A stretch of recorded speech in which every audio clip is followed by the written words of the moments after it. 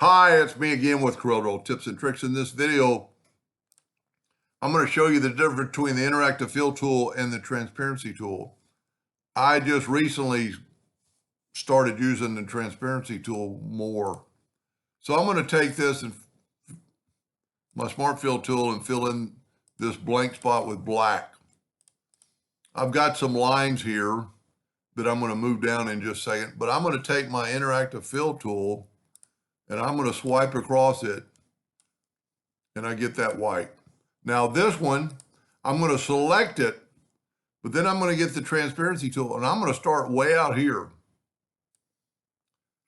And it looks very similar. Let me take away the red outline. Let me take both these and go to Object Order, Backup Page. And now let's nudge them down to those lines and they look very similar.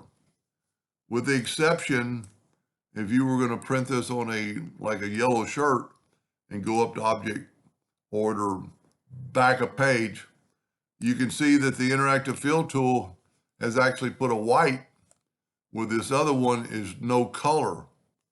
So this might be to your advantage most of the time to do that. I just made a video the other day with this and it really made a difference.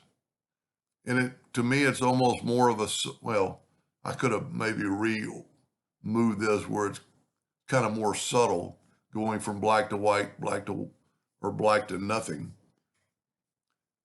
Anyway, hope that helped you a little bit, and thank you for watching.